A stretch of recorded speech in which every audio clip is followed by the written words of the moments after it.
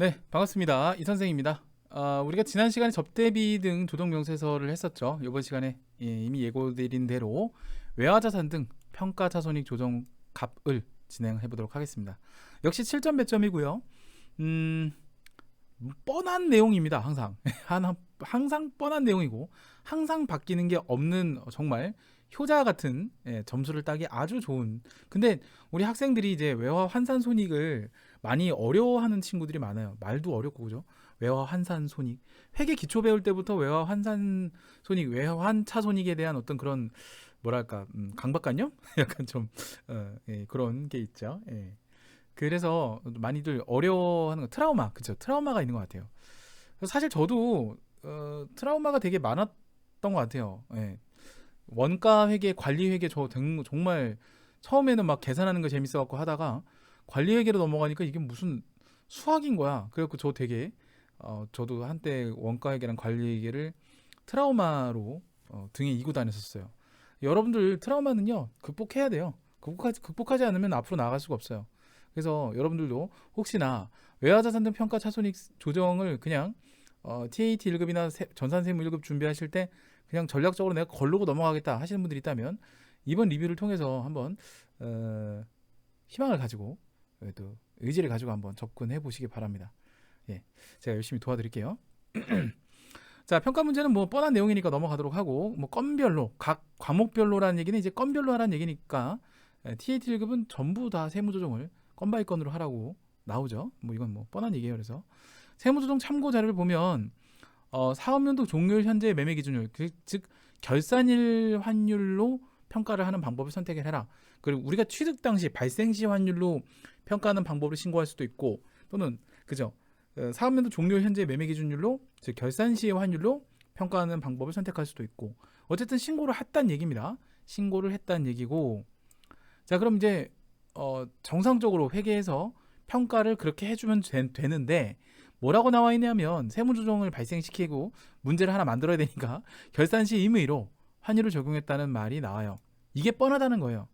그 다음에 외화 평가 차손익도 인식을 했다라고 돼 있으니까 이것도 역시 뻔합니다. 이거를 문제를 풀 때 이제 제가 힌트를 좀 드려보면 이게 외화 자산이었을 때 그죠? 환율이 오르고 내렸을 때 플러스 마이너스와 외화 부채였을 때 이제 플러스 마이너스 그거를 이제 스위치 전환을 잘 하셔야 된다는 거. 그게 일단 중요한 것 같고요.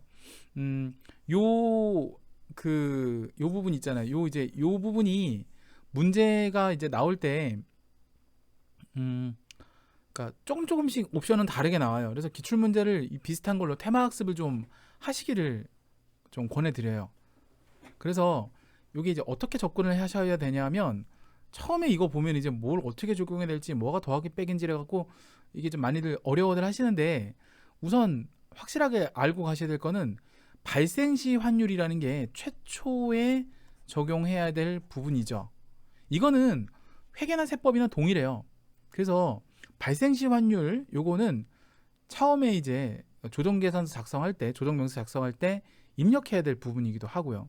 이거 되게 중요하죠. 첫 번째 요거 중요합니다. 요거 자 그리고 그 다음에 회사 적용 환율이라는 게 있는데 요건 사실 이거랑 같은 맥락으로 보셔야 돼요.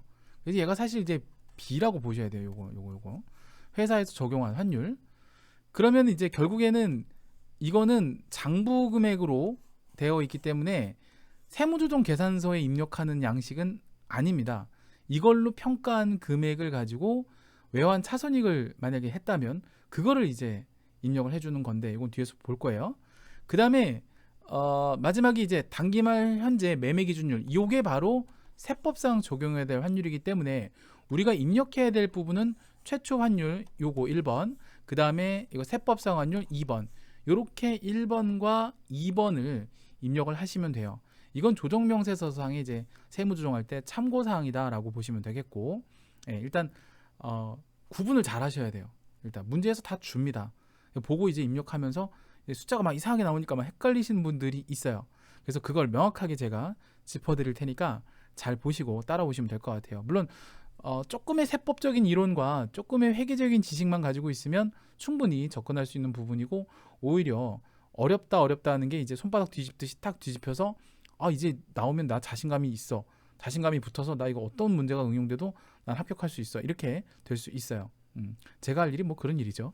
자, 그러면 요거를 판서로 한번 쭉 다 정리를 한번 해드리고, 그리고 어떻게 할 거냐면 외화 외상 매출금 한번 판서해드리고 입력하고 세무조정하고, 외화 장기 대여금 한번 판서해드리고 입력하고 세무조정하고, 그 다음에 마지막으로 외화 장기 차입금하고 입력하고 판서하고 입력하고 세무조정하고, 그렇게 갈 거예요. 알겠죠? 자, 바로 그러면 하나씩 들어가 볼게요. 자, 먼저 외화 외상 매출금부터 볼게요. 자, 여러분 알기 쉽게 차근차근 설명해 드릴 테니까 잘 보세요.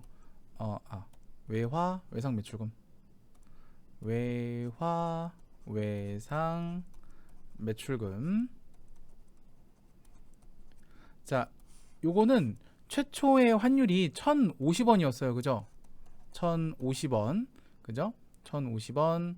요게 이제 최초 환율. 최초. 자, 그리고 여기 이제 외화 금액은 3만 달러였었어요. 그래서 외화 외상 매출금은 최초 장부 금액이 3,150만 원으로 시작을 했었어요. 그죠? 교재 그 문제 보시면 그렇게 나와 있어요. 자, 그러면 회계에서 장부 금액으로 평가한 금액이 나오죠. 요게 1,000원으로 했다라고 되어 있어요. 곱하기 역시 3만 달러. 자, 그럼 요거 3,000만 원으로 평가가 된 거예요. 그럼 자, 여기서 잘 보세요. 3,150만 원으로 처음에는 외상 매출금을 달아놨는데 기말 결산 시 환율 변동을 인식을 한 게 3천만 원으로 인식을 했으니까 여기서 얼마만큼 회사에서 외화 환산 손실을 인식을 했을까요? 마이너스 150만 원. 딱 봐도 환산 손실이죠. 네, 이렇게 인식을 했을 거예요. 요거 회사에서 이렇게 처리했을 거예요. 실제로 이따가 보여드리겠지만 장부를 조회해 보면 이렇게 외화 환산 손실을 계산을 했어요. 자, 그러면 세법에서 평가는 어떻게 되냐? 세법 평가. 세법에서는 기말 현재 매매 기준율 1,050원 변동이 없어요. 그리고 역시 3만 달러. 자, 그럼 얘가 얼마가 돼요? 포나마나 3,150만 원으로 변동이 없을 거예요. 그죠? 그쵸? 자, 그러면 여기 이거 그 다음에 이거랑 비교해 보면 그냥 0이죠 뭐. 자, 그럼 여기서 우리가 보셔야 될 게, 자, 세법을 기준으로 판단하셔야죠. 그죠? 그럼 세무조정이 들어가겠죠. 그러면 세무조정을 생각해 보면, 자, 어떻게 돼야 되느냐? 그쵸? 저거 손금불산입 해야죠. 뭐 가산조정이죠. 손금불산입, 뭐 외상매출금, 외화 외상매출금, 뭐 환산 손실, 뭐 이렇게 쓰시면 되겠죠. 뭐 이건 생략할게요. 자, 150만 원을 부인하고요. 0이니까 아예. 그 다음에 유보 발생이 되겠죠. 그렇죠? 자, 이렇게 들어가시면 되겠습니다. 자, 요 내용이에요. 자, 그러면 요거 자, 입력하고 세무조정하고 이렇게 설명 드릴 테니까 잘 따라오시면 될 것 같습니다. 자, 화면 바로 입력하면 넘어갈게요. 자, 외화자산 등 평가 차손익 조정 프로그램 입력 화면이고요. 여기 외화 종류 부분은요, 그냥 USD 또는 US 달러. 보통 이제 공식 정답은 이렇게 하더라고요. 이렇게 표시를 해주면 돼요. 그냥 요거 크게 이렇게 뭐 의미 두지 마시고, 외화 금액은 3만 달러. 자, 근데 이제 중요한 거는 외화 자산, 외화 부채만 지금 이제 구분을 해놨을 뿐이지 외화 외상 매출금이나 외화 장기 대여금을 입력하거나 하는 칸은 따로 없다는 거예요. 그냥 이렇게 알아서 한 줄씩 입력하셔야 되는 게 이게 포인트예요. 자, 여기서 이제 설명을 다시 해드리면, 여기에 나와 있는 이 장부가액이라고 되어 있는 부분이 바로 최초 우리가 인식을 해야 되는 부분, 여기이고요. 그 다음에 평가금액이라고 되는 부분 있죠. 이게 T예요. 왠지 B 같지만 T입니다. 그리고 평가손익은 세무조정이 아니에요. 세법상 인식해야 할, 그쵸? 그러니까 결국은 이게 다 T죠. 그러니까 인식해야 할 평가손익을 얘기하는 겁니다. 자, 그러면 최초 장부가액은 1,050원. 그죠? 그러니까 3만 달러. 지금 곱셈 공식이 들어가 있기 때문에 3,150만 원. 이게 이제 최초 인식 금액이 되는 거예요. 최초. 여기는 회사 평가 금액이 반영되는 게 절대 아닙니다. 제가 어디 T하고, 그쵸? 최초 금액이라 그랬지 B를 적은 적은 없어요. 그 다음에 적용환율 역시 기말 현재 적용환율 적용하면 평가손익이 제로가 나와요. 없는 게 맞죠. 아까 제가 판서했을 때 평가손익 없다고 했었잖아요. 그죠? 자, 그 다음에 갑을 넘어가요. 갑으로 넘어가서 자, 블록이를 한번 누르시면 여기에 나와 있는 이 부분이 새로 불러와지거든요. 근데 어차피 이건 평가 범위가 아니고 요것만 가지고 따져요. 요거. 자, 그러면 얘 이렇게 눌렀을 때 아무것도 변화가 없어요. 왜 아무것도 변화가 없냐 하면 여기에 평가 손익이 아무것도 없었기 때문에. 그래서 일단 없는 게 맞아요. 자, 그런데 회사 손익금 계산액이 있잖아요. 이거는 여러분들이 쳐줘야 돼요. 직접. 근데 쳐주는데 일단 확인을 해봐야 되겠죠.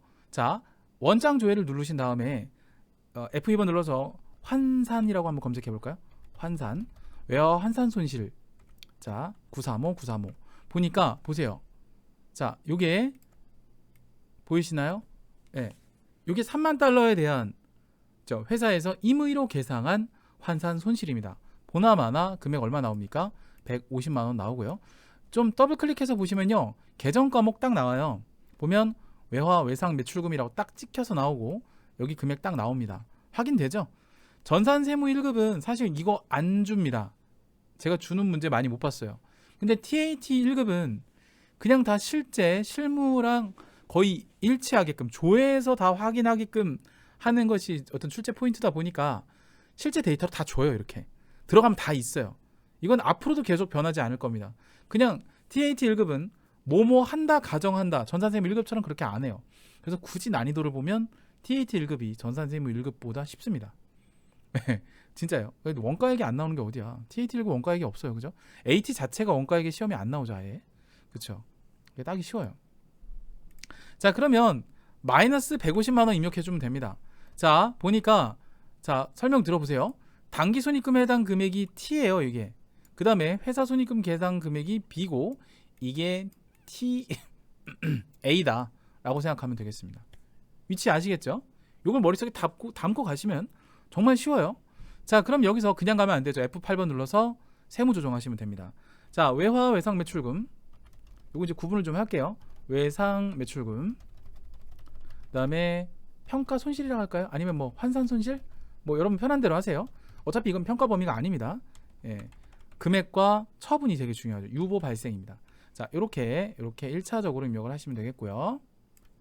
자, 여기까지 괜찮으시죠? 좋아요. 그다음에 복귀. 자, 그리고 뭐 저장 한번 누르셔도 되는데 날아갈까 걱정되시는 분들은 저 일단 저장 한번 할게요. 예, 날려먹은 적이 한번 있어갖고요. 아무 생각 없이 옛날에.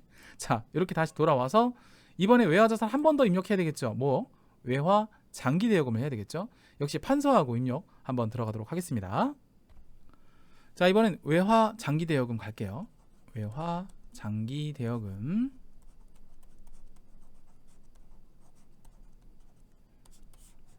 자, 이것도 역시 최초 금액을 생각해 보시면 되겠는데 제가 금액을 먼저 쓰고 최초로 했구나.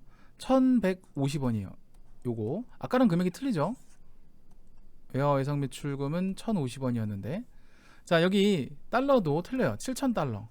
그러면 최초 인식했던 외화 장기 대여금은 805만원으로 일단 장부상에 계상되어 있을 거예요. 자, 그런데 자, 우리가 역시 또 회계에서는 얼마로 했어요? 1000원으로 인식을 했어요. 7000달러를. 그래서 700만원이다 라고 했어요.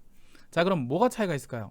805만원짜리였는데 700만원이라고 그죠? 평가를 했으니 마이너스 105만원만큼으로 외화 환산 손실을 계상했을 거예요. 그죠? 이것도 환산 손실이죠. 자, 그러면 세법에서는 어떻게 처리했느냐? 세법에서 보면요. 역시 환율은 1050원이에요. 중요한 건 1150원이 1050원으로 이제 100원만큼이 줄었어요. 그죠? 자, 그 다음에 7000달러. 이번에는 0이 아니라 인식이 되죠. 그쵸? 805만원인데 735만원이 됐으니까 그쵸? 그쵸? 805만원짜리가 735만원이 된 거예요. 세법에서 인식한 평가 손실은 70만원입니다. 마이너스 70만원. 이렇게 들어가겠죠. 자, 그러면 어쨌든 세법 기준으로 세무조정이 이루어져야 되기 때문에 그쵸? 세무조정은 자, 이거 차이가 얼마일까요? 이거 마이너스 35만원만큼 그죠? 그쵸? 마이너스 35만원이 아니라 플러스 35만 원이죠. 왜냐면 105만 원 마이너스라고 돼 있는데 사실은 마이너스 70이기 때문에 오히려 플러스 35만 원 해줘야 70만 원으로 이제 인식이 되겠죠. 자, 그러면 세무 조정을 하면 이것도 역시 손금불산입이죠. 손금불산입. 자, 35만 원 외화 환산 손실입니다. 그리고 플러스 유보 발생. 각 건별로 세무 조정을 하다 보면은 외화 장기 대여금에 관한 것도 그죠? 35만 원만큼 외화 환산 손실 부인을 해 줘야 됩니다. 자, 이것도 한번 들어가서 확인해 볼게요. 자, 일단 똑같으니까 그냥 복사하기 붙여넣기 할까요? 네. 외화 종류 복붙 할게요. 자, 복사 붙여넣기. 자, 엔터 쳐서 줄 바꿔서 붙여넣기. 그 다음에 외화 금액은 7,000달러. 그죠? 그 다음에 적용 환율은 최초 적용 환율이니까 1,150원이에요. 그죠? 자, 그러면 최초 인식 금액이 805만원 아까 적어드린 대로 그대로 나왔죠. 그 다음에 평가 금액은 세법상 평가 금액이니까 1,050원. 이렇게. 자, 그러니까 아까는 여기 위에 0이라고 되어 있지만 이번에는 마이너스 70만원이 나오는데 이게 세법상 평가 금액을 얘기하는 겁니다. 자, 그러면 요거를 갖다가 갑지로 넘어가서요. 아직까지 여기 변동이 없죠. 블록에 한번 눌러주세요. 그러면 마이너스 70이 나오죠. 그리고 회사 손익금 계상액은 이제 150에 누적치를 반영해야 돼요. 그래서 합계 등록을 들어가서 합계 등록이래. 죄송해요. 인정 미안해. 원장조회 935번이었을걸? 예. 외화환산 손실. 외화환산 손실에 보면은 요 밑에 7,000달러 요걸 거예요. 더블 클릭해서 보시면 그죠? 외화 장기 대여금 105만 원이라고 해놨잖아요. 그죠? 자, 105만 원인데 그럼 이 누적치가 반영되는 거니까 마이너스 255만 원이라고 인식을 했을 거예요. 그죠? 맞나요? 그쵸. 그래서 마이너스 255만 원이라고 해주세요. 이렇게. 그러면 손익조정 금액이 185만 원이 뜨잖아요. 그죠? 이것도 누적치예요. 그러면 아까 자 이제 잘 들어봐요. 손으로 다 썼으면 이거 되게 이해하기 쉽거든. 합계 등록을 들어가 보면 이미 150만 원 인식을 했잖아. 그지? 근데 185만 원이라고 돼 있으면 35만 원만큼 추가로 더 인식을 하는 거죠. 자, 그러면 요거 복사하기 붙여넣기 한 다음에 요거 외화 외상 매출금이 아니라 외화 장기 대여금. 장기 대여금 환산 손실하고 35만 원 더해서 요 발생. 그럼 요 두 개 합계 금액이 여기 나와 있는 요거 금액하고 맞을 테니까 그죠? 예, 맞겠지 이거. 이렇게 하시면 돼요. 이거 복귀. 이렇게 하고 한 번 더 저장. 또 날아가면 안 되니까. 자, 이렇게 해서 이제 외화 부채로 갈게요. 외화 부채는 요거 요 탭 누르시면 돼요. 예, 요거 이렇게 누르시면 돼요. 자, 됐고. 자, 그다음 넘어갈게요. 자, 세 번째 이제 외화 장기 차입금이에요. 외화 장기 차입금. 자, 외화 장기 차입금은 최초 인식 금액이 1,130원이라고 문제에서 나와 있어요. 여기 최초 인식한 금액. 그 다음에 곱하기 얘는 22,000달러예요. 빚이죠. 그래서 2,486만 원이 일단 여기에 해당이 됩니다.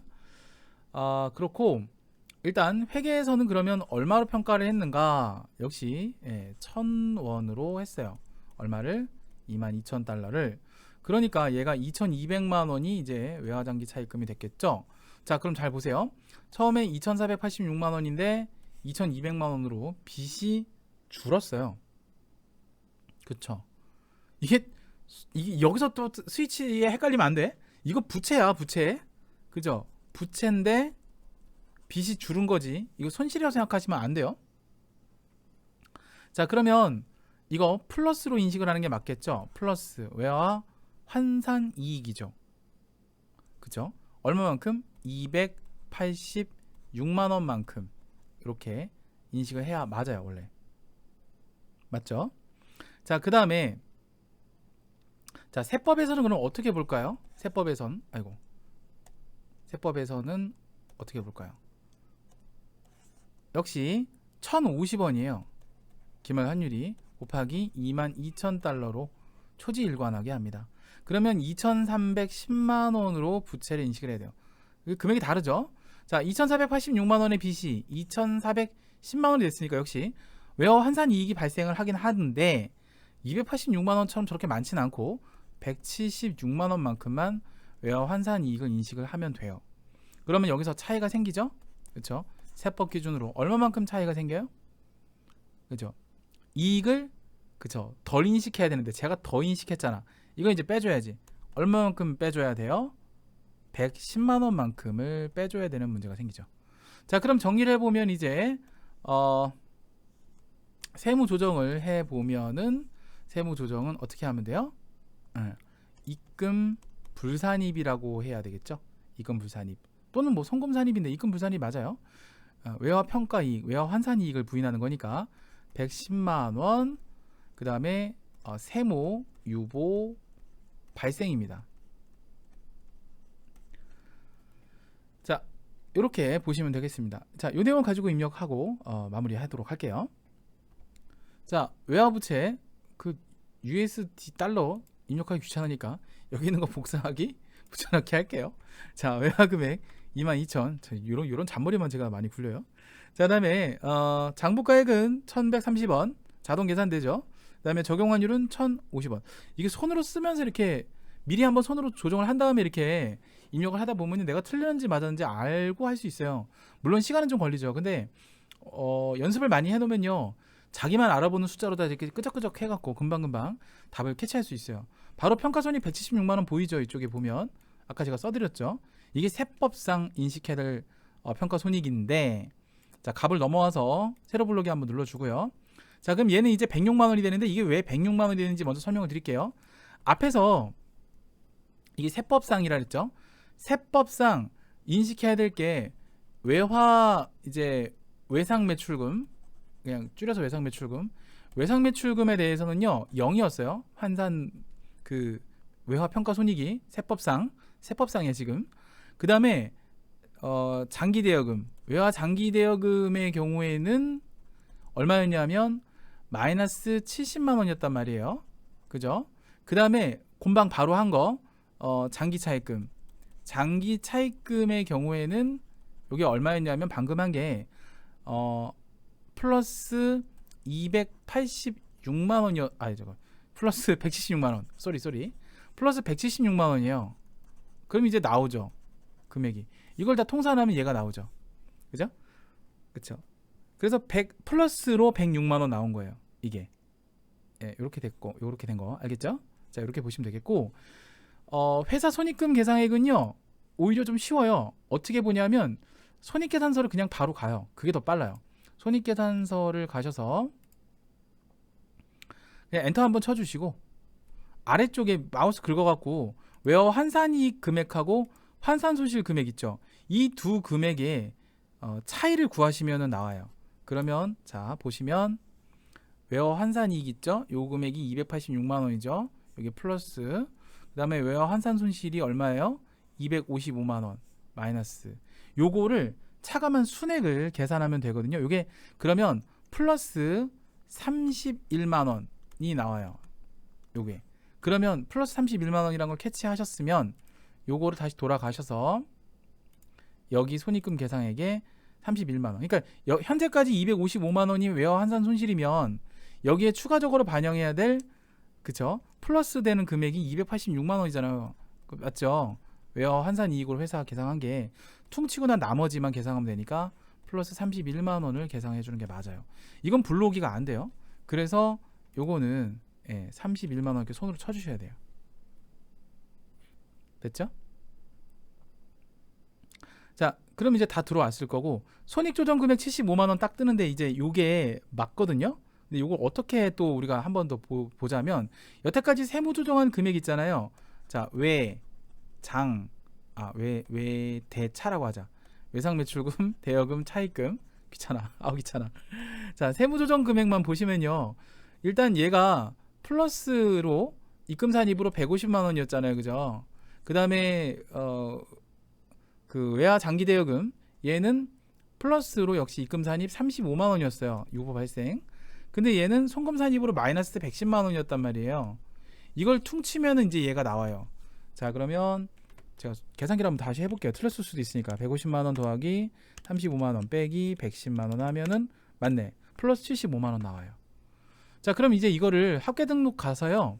보시면 평가손익이라고 친절하게 75만 원 나오는데 이게 왼쪽 오른쪽 깐 나머지예요. 그럼 얘가 이제 우리는 그냥 우리가 세무조정 한 대로만 하면 되거든요.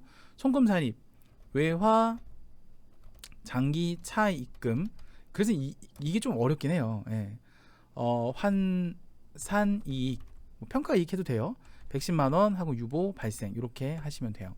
자, 그럼 정리를 해보면 여기 나와 있는 차감 조정해야 될 게 마이너스 110만 원이라는 얘기고, 이쪽에 가산 조정해야 될 게 합쳐보면 플러스 185만 원이니까 이거랑 이거랑 상계하고 나면 얘가 남잖아요. 그죠? 그 밑에는 이제 세무조정상 이게 퇴직연금도 이렇죠. 예, 양쪽에 가산 조정과 차감 조정이 동시에 발생하면 얘가 순액으로 표시해 주는데, 이거는 이제 더존이나 뉴젠 세무사랑도 그렇거든요. 총액으로 좀 표시해 주면 좋겠어요. 이렇게 순액으로 나오니까 수험생들이 좀 헷갈리긴 해요. 그죠? 예. 자, 어쨌든 이게 맞아요. 이렇게 나오게끔 하시면 됩니다. 그래서 결과적으로는 이제 이렇게 나왔다는 거니까 손익조정 금액이 75만 원 나오면 맞게 되신 거예요. 그리고 마지막으로 저장하시면 되겠습니다. 됐습니다. 자, 다 됐고요. 자, 그래서 여기까지 일단 진행하시면 되겠고, 요거 이제 풀이 같은 거는 이제 여러분들이 캡처를 하셔갖고 캡처를 3번 하시면 되겠죠. 제가 이제 외화 외성 매출금 한번, 장기 대여금 한번, 장기 차입금 한번, 요렇게 이제 캡처를 제가 해드렸잖아요. 캡처를 한 다음에 이제 저 같은 경우는 어떻게 했냐면, 그 제가 갤럭시 노트 노트가 아니라 그죠, 노트죠. 예, 태블릿에다 이렇게 다 보통 쓰면서 이렇게 다 수업 준비를 해요. 그래갖고 그거를 제가 이제 캡처를 해갖고 이제 한꺼번에 이렇게 다 써서 이렇게 보면서 제가 수업 준비를 하고 진행을 했거든요. 이게 3단 비교를 하시는 게 좋아요. 그러니까 3가지를 한꺼번에 쭉 다 세무조정 하신 다음에 제가 이제 파트별로 다 이렇게 해드렸잖아요. 그죠? 그거를 한꺼번에 모아서 그 다음에 이제 세무조정 해갖고 프로그램 뜨는 걸 확인하면 돼요. 옛날에는 제가 엑셀 파일로 이걸 만들어갖고 금액이 입력만 하면 자동으로 반영되게끔 해서 시험장에서 실제로 그 엑셀로 합격하신 분들이 많았는데, 이제 감독관들이 이제 여러분 수험 중에 엑셀 사용 안 돼요. 아시겠죠? 예, 근데 수험 중에 K랩 사용은 되는 것 같아요. 저번에 부가세 때 말씀드렸죠. 그래서 엑셀은 못 쓰십니다. 이제 부정행위가 돼요. 그래서 대손충당금도 엑셀 서식으로 넣으면 그냥 직방인데, 지금 다른 방법을 또 쉽게 풀 수 있는 방법을 또 고안하고 있어요. 고민하고 있는 중이에요. 어쨌든 여러분들 요거는 이제 반복 학습을 통해서 여러분 거를 만드시는 게 중요하고요. 역시 테마 학습을 통해서 패턴을 확실하게 인식을 하시고 어떤 문제가 응용되다 나오더라도 좀 대응을 잘 하실 수 있도록 하시면 돼요. 그나마 이 문제는 좀 쉬운 편이에요. 좀 빌런 같은 문제가 뭐냐면, 전기분 외화 환산 손익하고 이제 짬뽕 시켜갖고 문제를 내면 미치고 팔딱 뛰고 환장하는 문제가 나오거든요. 그 문제는 또 다음 리뷰 때 또 다룰 거니까 그때 가서 또 만나는 걸로 하고, 일단 이번 47회 때는 되게 무난한 문제가 나왔으니까 이렇게 쉬운 문제 위주로 풀어서 여러분들 외화 환산 손익 관련되는 세무 조정을 확실하게 인식을 하시고, 그리고 난 다음에 난이도를 조금씩 올려서 이렇게 진행하면 될 것 같아요. 안 그래도 제가 테마 학습을 좀 계속 지금 교재 구성을 하고 있는데, 이제는 회차별로 하는 게 아니라 문제 난이도별로다가 이렇게 좀 만들어 보면 어떨까. 또 뭐 최신 버전으로 리메이크를 했을 때 완전 다른 문제가 되거든요. 이렇게 되면 그런 것도 좀 고민을 하고 있어요. 특히 연말정산 쪽은 여러분 아시다시피 신용카드 입력하는 부분들이 좀 바뀐 부분이 있어갖고 거기도 지금 대환장 파티가 났죠. 세법 바뀌어갖고 좀 여러분들 지금 해야 될 게 되게 많아졌어요. 아무튼 뭐 그렇습니다. 자, 좋습니다. 이번 시간 여기까지 하는 걸로 하고요. 다음 시간에는 바로 퇴직연금 부담금 조정 명세서 요 문제를 또 풀어보도록 하겠습니다. 자, 리뷰 들어주셔서 정말 감사하고요. 저는 다음 시간 퇴직연금 부담금 조정 명세서에서 다시 찾아뵙도록 하겠습니다. 여기서 마치겠습니다. 대단히 감사합니다.